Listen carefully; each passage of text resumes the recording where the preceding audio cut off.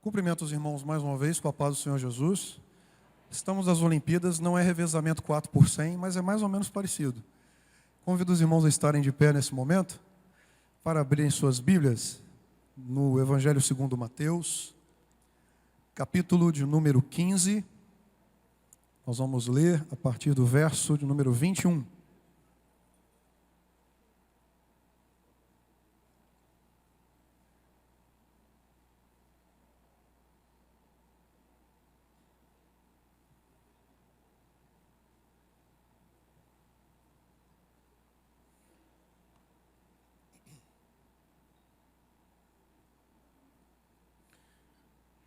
Mateus capítulo 15, versículo 21, diz assim a palavra do Senhor. Partindo Jesus dali, foi para a região de Tiro e de Sidom. Certa mulher cananeia daquela região clamou: Senhor, filho de Davi, tem misericórdia de mim. Minha filha está horrivelmente endemoniada. Jesus não lhe respondeu palavra. Então seus discípulos aproximaram-se dele e lhe rogaram: mande-a embora, pois vem gritando atrás de nós. E respondeu ele: eu não fui enviado, senão as ovelhas perdidas de Israel. A mulher chegou, ajoelhou-se e disse: Senhor, ajuda-me. E ele respondeu: não é bom pegar o pão dos filhos e lançá-lo aos cachorrinhos.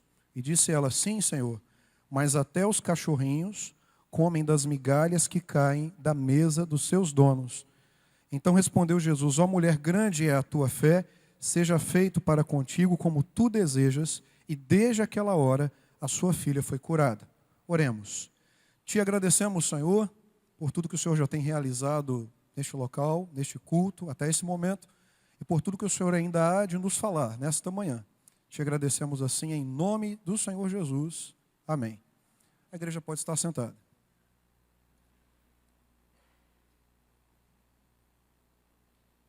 Meus irmãos, nós vamos hoje aqui compartilhar com os irmãos uma palavra que trata a respeito do nosso relacionamento com o Senhor.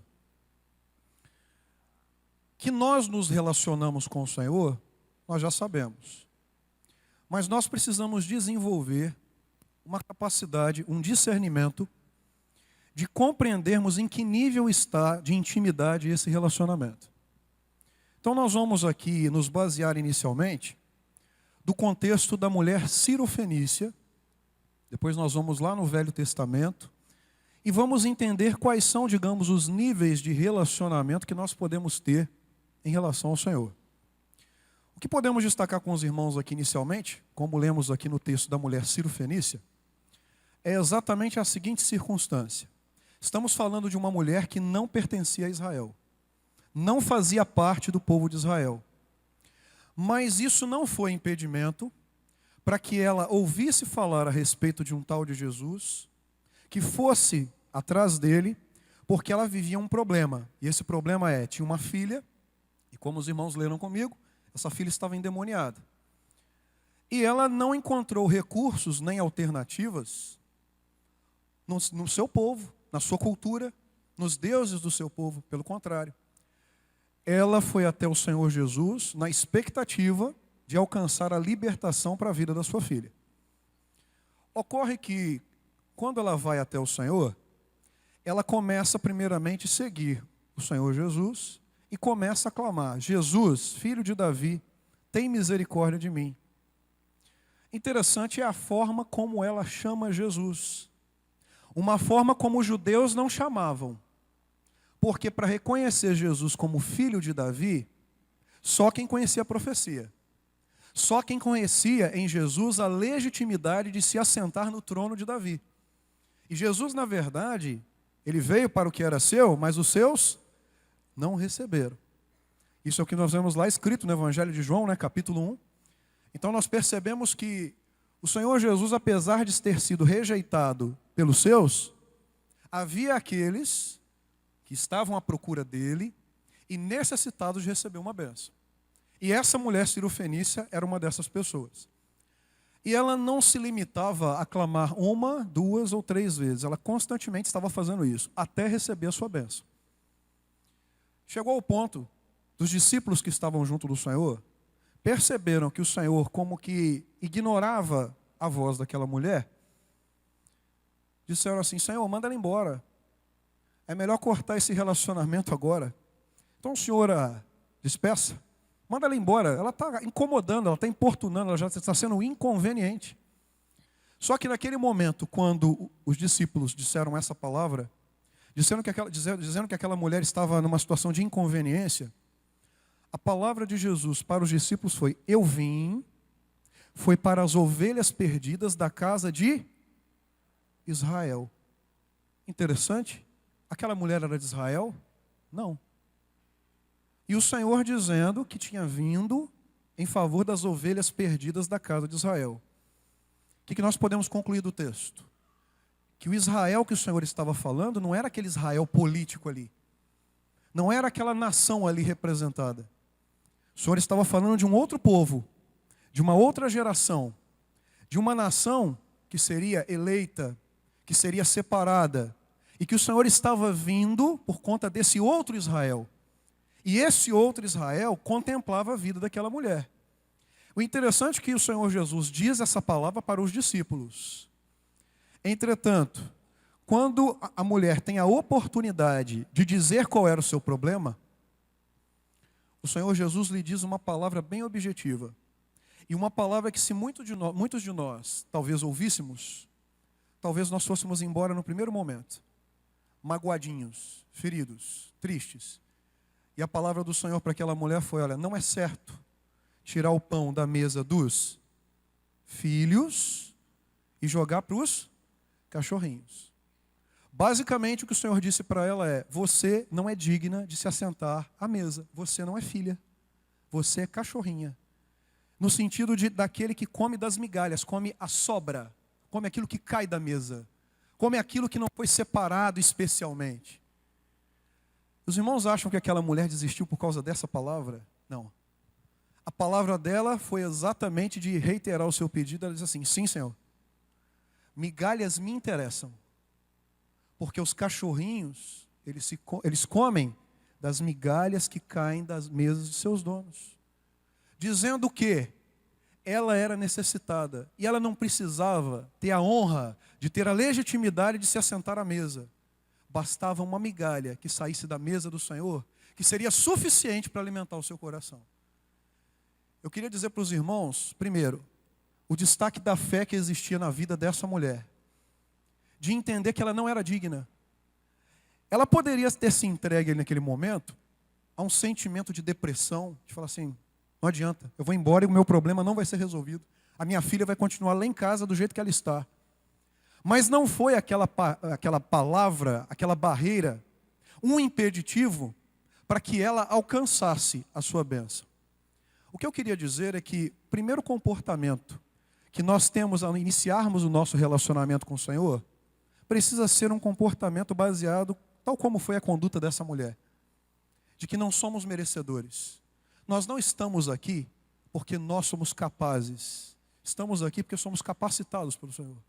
Porque Ele nos tem sustentado. E esse sustento que Ele tem trazido para a nossa vida, não é inicialmente em cima de uma mesa, na legitimidade de filhos. Não entendi. Então vamos repetir. Eu queria dizer para os irmãos que o nosso primeiro contato com o Senhor, não se assustem com a expressão, porque estamos falando aqui metaforicamente. Nosso primeiro contato com o Senhor, por vezes, é contato de cachorrinho. Como assim? Aquele que só come de migalha. Não se assenta à mesa. Ou seja, não é filho. Mas a gente escuta ouvir falar aí fora que eu também sou filho de Deus. Não é assim? Eu também sou filho de Deus. Todo mundo é filho de Deus. Não é o que a palavra fala. Todos somos criaturas. Isso é fato. Agora, primeiro que ser filho de Deus à luz da palavra não é uma condição que advém com o nascimento do ser vivo nascido de mulher. Ser filho de Deus não é uma condição que vem conosco pelo nosso simples nascimento. Ser filho de Deus é um poder. E isso quem está dizendo não sou eu, a palavra de Deus fala. Sermos filhos de Deus é um poder que o Senhor confere àqueles que recebem o Senhor Jesus como seu único e suficiente Salvador, que reconhecem em Jesus a única alternativa, o caminho da salvação. Então, quando se ouve falar assim, também sou filho de Deus, claro que a gente não vai dizer assim, não, você não é não. Isso é uma palavra para quem é entendido, para quem compreende o que está nas Escrituras. Então nós já sabemos, criaturas temos todos, agora filho é aquele que reconhece o Senhor Jesus como seu Salvador. E aí ele passa a ser um co-herdeiro com Cristo. Aí ele tem direito a se assentar à mesa, porque agora ele também é filho. Para se assentar à mesa, precisa ser filho. Você não convida qualquer pessoa para se assentar na mesa da sua casa. Você vai receber alguém, você prepara, né? Arruma, decora, limpa, deixa tudo perfeito, né? Para poder receber bem. E geralmente na mesa da sua casa, quem convive ali são as pessoas que compõem a sua família. Então são pessoas que desfrutam da sua intimidade.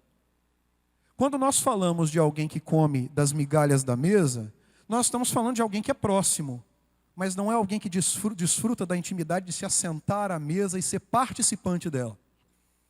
Eu posso dizer que essa é a condição de filho. Então, se nós pudéssemos criar aqui, vamos supor, um escalonamento, para imaginar como que poderia ser um relacionamento na presença do Senhor, de forma muito apropriada e com muita sabedoria no compreender dessas palavras, nós podemos dizer que teríamos a fase da migalha, para não falar a fase do cachorrinho, que vai ter uma palavra meio feia aí, mas a fase da migalha e tem a fase de se assentar à mesa. Meus irmãos, nós nos chegamos à presença do Senhor por meio de migalhas, pequenas porções que nos alimentam. Quantas pessoas vêm à casa do Senhor para receber uma bênção? Vêm aqui só porque estão com um problema em casa, ou às vezes estão com um problema de enfermidade, ou estão passando uma dificuldade no trabalho, ou está pedindo oração em favor de um filho, de alguém que viajou. E às vezes isso é um mote, isso é uma razão, é uma situação que traz a pessoa à casa do Senhor para que ela seja alimentada. Aí ela vem, e pode ser que ela seja alimentada pelo louvor, pode ser que ela seja alimentada pelo instrumental do piano, pela palavra, por uma oração da igreja. Mas o fato é que esse coração ele é alimentado. A migalha veio. Só que muitas das vezes a pessoa recebe a migalha e vai embora. Porque não tem um relacionamento efetivo com o Senhor. Eu já vou dizer para os irmãos de forma bem direta, o nosso propósito aqui hoje é, apesar de entendermos que a situação de comer as migalhas para nós já é mais do que suficiente, mas nós como igreja do Senhor precisamos assumir nossa condição de filhos e nos assentarmos à mesa. Não porque somos merecedores dessa condição, mas precisamos nos assentar à mesa porque o Senhor Jesus conquistou isso para nós. E nós temos esse direito hoje. Repetindo, não por meritocracia, não porque fizemos algo e somos dignos dessa condição, mas porque o Senhor, pela sua graça, nos deu essa oportunidade.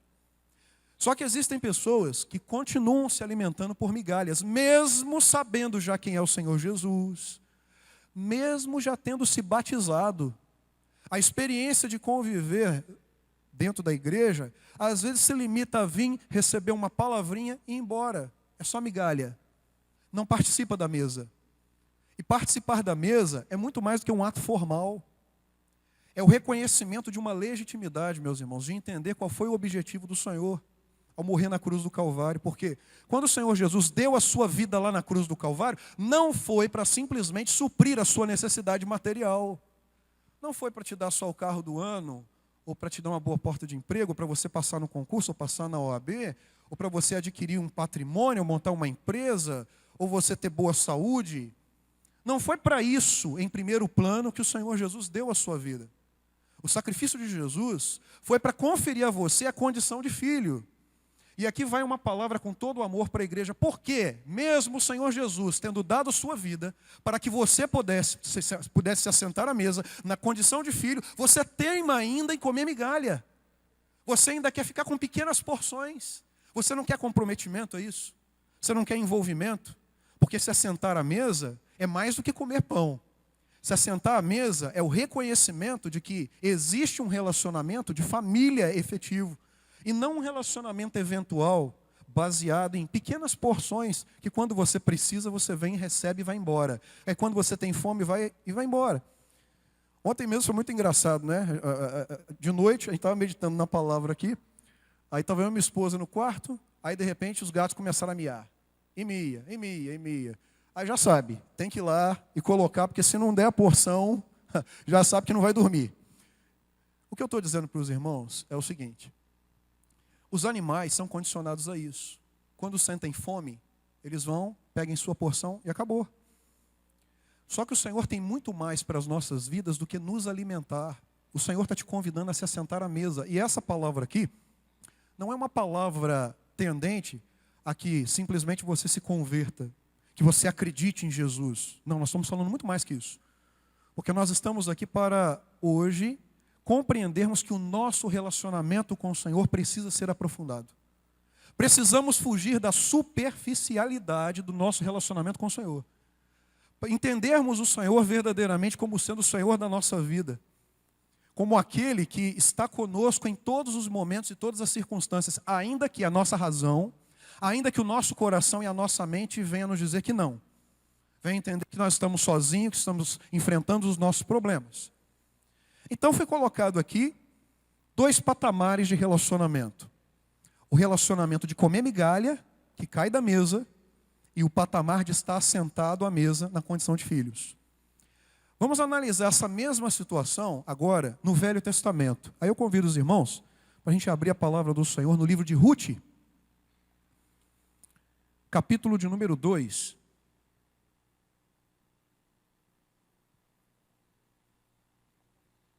Uma situação muito semelhante à vivenciada pela mulher Cirofenícia.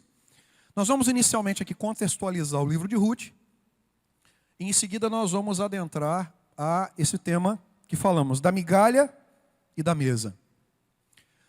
Estamos falando lá de Israel e estamos falando de um homem chamado Elimeleque. Elimeleque casado com Noemi. E ele tinha 2 filhos, um chamado Malom e outro chamado Quilion. Ocorre que, por aquela época, uma grande fome se manifestou, né, naquela região. Uma escassez de alimentos como se nunca pensou. E isso levou àquilo que é mais natural quando falta comida. Movimentos migratórios. Então o que ocorreu? Apesar de serem de Israel, Elimeleque, Noemi, Malom e Quilion saíram de Israel e foram para a terra, o país vizinho, onde havia lá sinais de que havia comida. Foram para a terra de Moabe, uma terra bem próxima, do lado.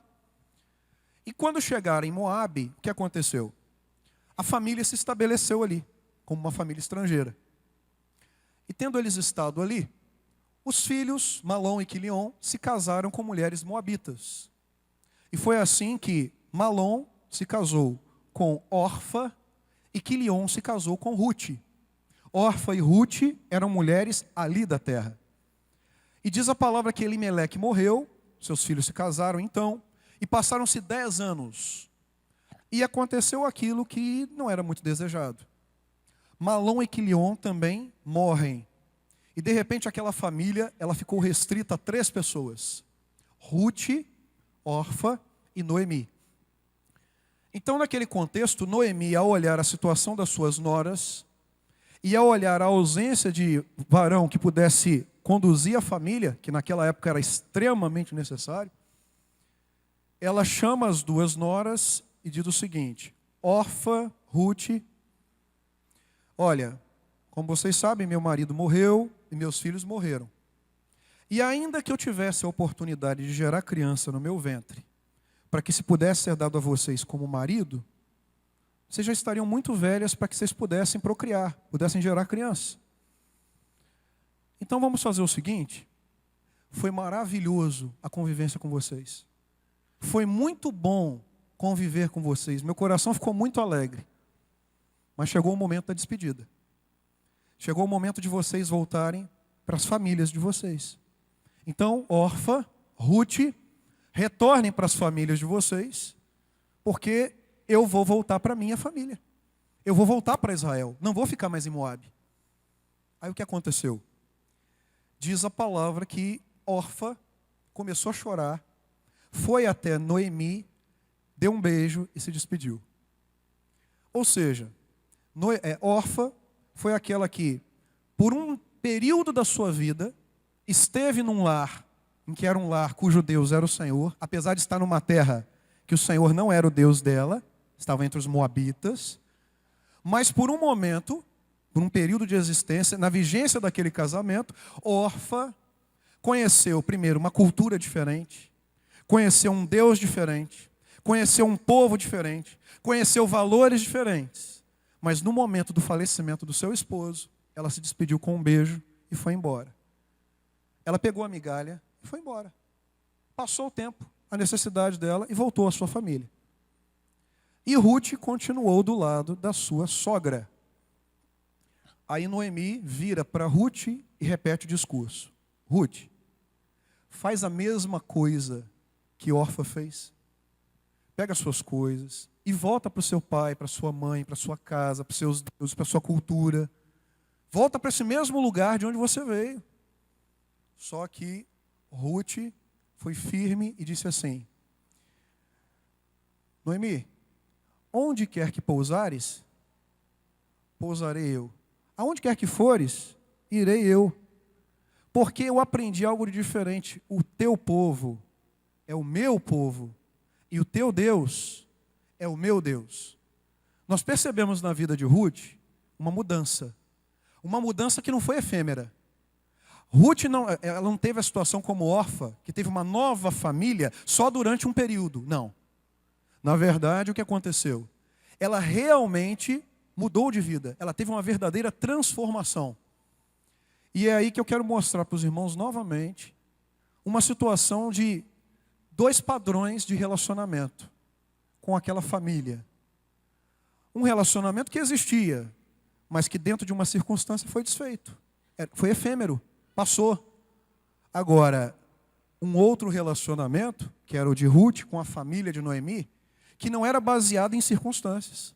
Ao ponto de que Ruth estava propensa a largar a sua terra e seguir com Noemi de volta para Israel. E foi assim que fizeram as duas. Meus irmãos, lá em Israel existe um hábito muito assim cultivado, sobretudo no passado, que é a preocupação com a família. O zelo em relação à entidade familiar é muito grande. Então há duas preocupações. Primeiro, sempre aquela preocupação de se ter um varão, um homem que seja o provedor da família, que tenha a responsabilidade de conduzir a descendência. E a mulher, ela tem uma grande preocupação. O seu ventre não pode ser seco, ela precisa gerar criança. Por quê? Se o homem garantir o provento da casa, isso era o padrão familiar lá, viu? Não estamos fazendo nenhuma revolução aqui antifeminismo da atualidade. Então me perdoe, eu estou trazendo da situação lá. O papel do homem era garantir a provisão da família e ser responsável pela continuidade. E isso estava reservado, não era a todos os homens da família, era o primogênito, era o filho mais velho. Ele tinha o encargo de levar o nome da família em diante. Agora, as mulheres que não podiam gerar crianças, para aquela circunstância, elas se sentiam amaldiçoadas. Por quê? A bênção era poder ter filhos e filhas. Esse era o propósito. Só que quando falecia um homem na família, todos se preocupavam primeiro com a questão da continuidade do nome da família, porque a viúva, ela não podia se envolver com pessoas de outras famílias, porque senão a descendência se perdia. Esse era o entendimento. Então, qual que era a circunstância? Aquela viúva, ela precisava se casar com uma pessoa dentro da própria família. Ali estava a circunstância. E essa pessoa que assumia essa viúva era o chamado remidor. Então, quando a gente olha lá, por exemplo, o livro de Números, em que a gente dá uma olhada no capítulo 25 do livro de Números, que vai falar sobre o jubileu, o ano do jubileu, nós estamos aí prestes a comemorar o nosso, 50 anos. Então Israel era assim, sempre tinha, durante as chamadas semanas de anos, sempre descansavam no 7º ano. Mas quando completavam 50 anos, tinha um ano do jubileu. E o ano do jubileu era muito especial, porque era momento de perdão. Se alguém ficou endividado e ficava escravizado por conta da dívida, ali tudo era perdoado. As propriedades anteriores, elas eram restabelecidas aos seus proprietários originais. Havia perdão, havia misericórdia. Isso era o que era retratado no ano do jubileu. E uma das coisas que acontecia era a figura do remidor. Porque era exatamente o remidor, a figura daquela pessoa com posses, que ia lá e pagava a dívida dos seus familiares. Ao ponto de que nenhum familiar mais era endividado ou estava numa situação agora de não poder continuar a sua vida. O ano do jubileu era muito especial, que era o momento de se zerar todo o passado. Era um recomeço, era uma nova vida agora com liberdade. E o que ocorre? Nesse contexto, nós vemos que Ruth e Noemi retornam para Israel. E quando eles retornam, Ruth fica impressionada. Porque o que se vê em Israel foi um cenário totalmente diferente quando a família de Elimeleque saiu em direção a Moabe. Se antes havia fome, se antes havia escassez, agora era momento de fartura, era de abundância. Então havia os lotes, havia os terrenos que produzindo trigo, cevada. Então os segadores iam lá, começavam a colher e pelo chão se espalhava isso e aquilo caía. E as pessoas ficavam impressionadas da produtividade da terra. E uma pessoa que se espantou com essa produtividade foi Ruth. Porque ela não conhecia Israel ainda, sabia que a família de seus parentes tinha ido para Moabe por causa de fome e agora retornam lá para Israel e encontram um Israel muito diferente. Encontram um Israel agora com fartura, com muito pão, com muito trigo, muita cevada, muita produtividade. Ruth fica tão impressionada que ela deixa por um momento a sua sogra e ela começa a caminhar por entre os territórios lá de Israel e ela começa a catar migalha. Tinham feixes de trigo e de cevada que ficavam pelo caminho, porque os segadores, que eram os trabalhadores dos terrenos, eles cortavam e carregavam os feixes.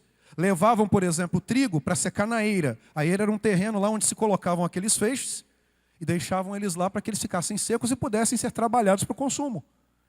Só que os segadores, quando faziam os feixes de trigo e carregando os feixes, pelo caminho caíam o quê? Algumas espigas, os molhos caíam ali. Algumas coisas caíam. E as pessoas mais necessitadas, o que elas faziam? Elas iam e começavam a catar as migalhas. E foi assim que Ruth começou a colher migalhas. Diz a palavra no livro de Ruth, no capítulo 2, que ela começou a andar pelos territórios e começou a catar. Opa, achei mais uma espiga de trigo, mais um feixe, mais uma. E foi ajuntando. E ela se impressionou com essa fartura. E foi catando migalha em migalha que ela acabou parando num terreno de um homem chamado Boaz. E Boaz, ele era parente de Elimeleque. Aquele, o sogro que havia falecido, pois é, Boaz. E ele era o segundo na linha sucessória para ser o remidor, mas ela não sabia disso. Ela não sabia disso. E ela começou a colher isso. Vamos fazer a leitura da palavra do Senhor? Para a gente ver que contexto é esse, para nós caminharmos aqui para a conclusão do nosso assunto. Livro de Ruth, capítulo de número 2. Nós vamos ler a partir do versículo 5. Diz assim a palavra. Perguntou Boaz ao servo encarregado dos celeiros: de quem é esta moça? Respondeu-lhe o servo: esta é a moça moabita que voltou com Noemi do país de Moabe. Disse-me ela: deixa-me colher, ajuntar espigas por entre os molhos após os ceifeiros. E ela chegou aqui no início da manhã e está em pé até agora, a não ser por um pequeno descanso no abrigo. Então disse Boaz a Ruth. Boaz então agora vai se dirigir à moça. Olha as palavras dele. Ouve, minha filha, não vás colher em outra lavoura. Tampouco passes daqui. Ficarás aqui com as minhas servas. Os teus olhos estarão atentos na lavoura que ceifarem e irás atrás delas. Dê ordem aos servos que não te toquem. E quando tiveres sede, vai aos vasos e bebe dos que os servos tiverem tirado. Então ela, inclinando-se e prostrando-se com o rosto em terra, perguntou-lhe: por que achei graça aos teus olhos para que faças caso de mim, sendo eu estrangeira? Então vamos compreender bem o texto. Ela catando as espigas de trigo que caíam pelo caminho, Boaz percebe que ela estava colhendo, chama os encarregados lá, o representante lá dos segadores, e fala assim: quem é essa mulher? Eles falam: essa daí é Ruth, a moabita, aquela que veio com Noemi, que não deixou Noemi sozinha e acompanhou lá na vinda da terra de Moabe. Lembra de Elimeleque? A palavra de Boaz: olha, não importunem essa moça, deixa ela à vontade, deixa ela catar o que ela quiser, o que ela tiver necessidade, deixa, porque ela é livre para poder fazer isso. Inclusive, eu vou dar uma orientação a vocês. Eu quero que vocês deixem cair um pouquinho mais. Isso, na hora que vocês estiverem recolhendo os feixes, deixa cair mais, para que ela tenha mais oportunidade de colher. E meus irmãos, Ruth estava naquele processo, de manhã até a tarde, só colhendo, até um momento marcante na sua vida, que foi o momento em que Boaz vai lhe dirigir a palavra. E ela vai levar um susto. Imagina alguém catando sobras no chão de uma propriedade, de repente chega o dono da propriedade e se dirige à pessoa: bom dia, boa tarde, boa noite. A pessoa no mínimo vai ficar: já sei, vão mandar para eu correr daqui, né? Estou fazendo alguma coisa de errado. Mas o que aconteceu? Ruth, quando ouviu a palavra de Boaz, o que ela recebeu foi o seguinte: Ruth, eu tenho uma palavra para você que é: não vá colher em outro lugar senão aqui. Meus irmãos, olha como o Senhor Jesus, o senhor está falando de Jesus. Olha como o Senhor Jesus faz com o coração do homem faminto pela sua palavra. Porque quando o homem ele experimenta o poder da palavra do Senhor pela primeira vez, nada se compara a essa palavra. E a palavra do Senhor para esse coração é: você não precisa buscar migalhas em outro lugar, aqui tem. Não vai em outro lugar não, tem aqui, ó. Tem o que há de melhor para a sua vida. Você pode se alimentar disso, você não precisa ir em outro lugar. A pergunta é: para que você está querendo alimentar o seu coração com outra palavra, se você sabe que é a palavra de Jesus que alimenta a sua vida? Para que você está procurando suprir a sua necessidade, a necessidade da alma, da satisfação, da alegria? Que o que você precisa é a certeza de que o Senhor Jesus fala ao seu coração. Essa é a convicção que nós precisamos. Nós não vamos encontrar isso em qualquer outra situação lá fora, meus irmãos. Existem várias atividades que nós podemos praticar lá fora para nos trazer alegria, lazer, uma distração, uma série de coisas. Mas isso não terá jamais o condão de substituir a palavra do Senhor no nosso coração, porque só ela tem o poder de nos alimentar.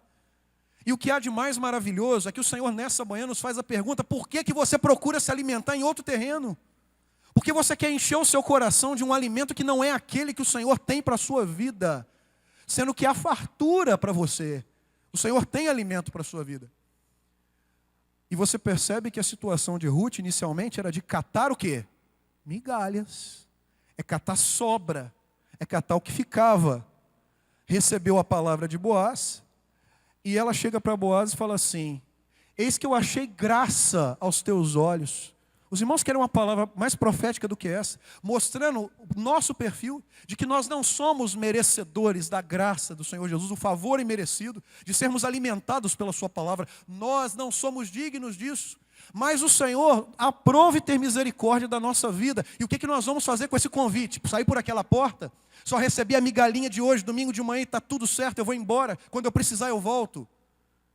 Se os irmãos estão achando que o processo termina só catando muitas migalhas no chão e se alimentando, nós estamos redondamente enganados. Porque os irmãos vão ver que o relacionamento de Boaz e Ruth, ele prosseguiu. E vamos analisar aqui ainda o capítulo 2. Vamos agora, a partir do versículo 14. Diz assim a palavra: também, à hora de comer, Boaz lhe disse: achega-te, come do pão e molhe o teu bocado no vinho. E, os irmãos podem me ajudar, porque eu não estou conseguindo ler aqui direito. E o quê? E, sentando-se ela, onde? Ao lado dos segadores. Espera aí. Então agora, já tem uma coisa de diferente. Porque antes dela falar que achou graça aos olhos de Boaz, ela ficava catando o quê? Migalhas, eram as sobras. Só que agora o que aconteceu? Ela estava sendo chamada não mais para catar migalha, ela agora era convidada para se assentar à mesa. porque agora ela iria participar do pão junto com os outros segadores. O que os irmãos estão percebendo? A segunda condição é a condição de sair da condição da migalha e assumir a condição de filho, mesmo não se sentindo merecedor, mesmo não se sentindo digno de ser alimentado. Mas esse é o propósito do Senhor, e foi o propósito para Ruth. E ela, que interessante, diz a palavra assim, ele falou para ela: chega-te, come do pão e molhe o teu bocado no vinho. E sentando-se ela ao lado dos ceifeiros, ele lhe deu grão tostado, e ela comeu e se fartou, e ainda sobrou. Esse é um milagre que nós vemos no Evangelho. Você começa comendo migalha, depois você se assenta à mesa, e você começa a deixar a migalha a cair. Porque a palavra diz que ela sentou, se alimentou e sobejou. O que ela comeu sobrou. Ou seja, a experiência que você vivenciou de ser chamado de filho, você começa a delegar essa herança. Começam a cair migalhas para outras pessoas. Então agora nós não estamos mais falando de você simplesmente ter o desejo de ser alimentado. Não. Porque agora você se assenta à mesa, mas com a preocupação de deixar a migalha cair, para que outros sejam alimentados. E a pergunta é: onde isso vai acontecer? Você está esperando um grande pregador ir até a sua faculdade? Você está esperando um missionário aparecer lá no seu ambiente de trabalho, para poder deixar a migalha cair? E às vezes tem gente morrendo de inanição do seu lado, cheio da soberba do coração, de não querendo ouvir a palavra do Senhor, e está necessitado, e você tem o pão, e não compartilha, e não deixa sobejar, e não deixa cair a pequena migalha. Será que o Senhor te chamou só para resolver o teu probleminha da semana? Será que o Senhor te chamou só para ministrar cura em favor da sua vida?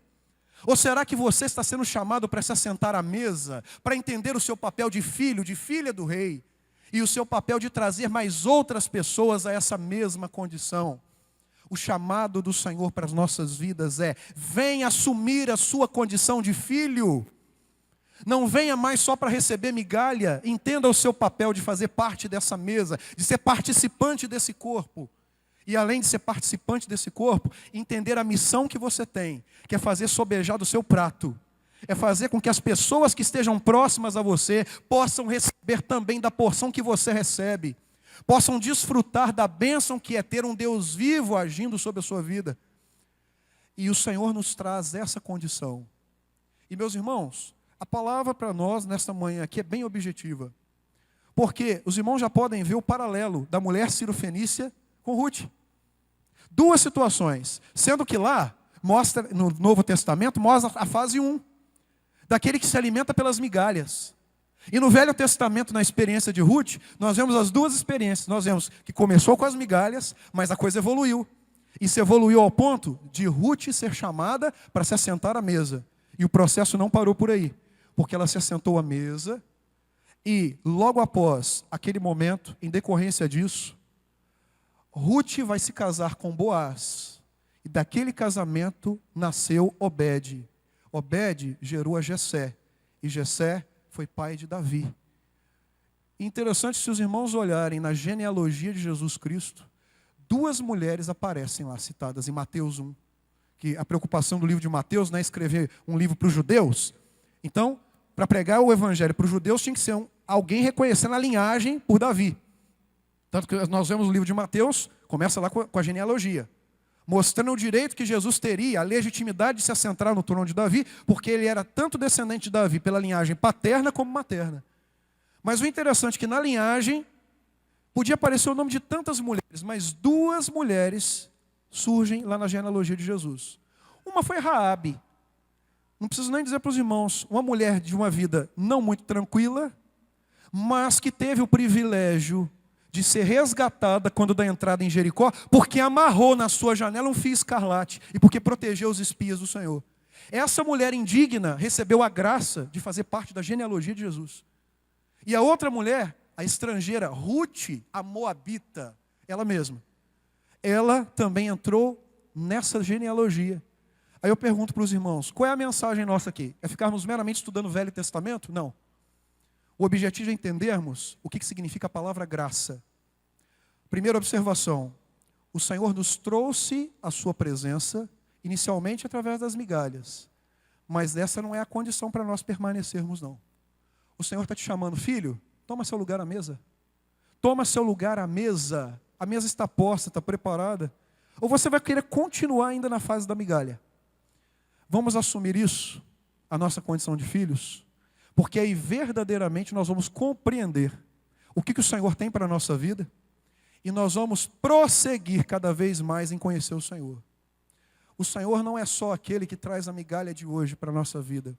O Senhor é o Deus da nossa vida.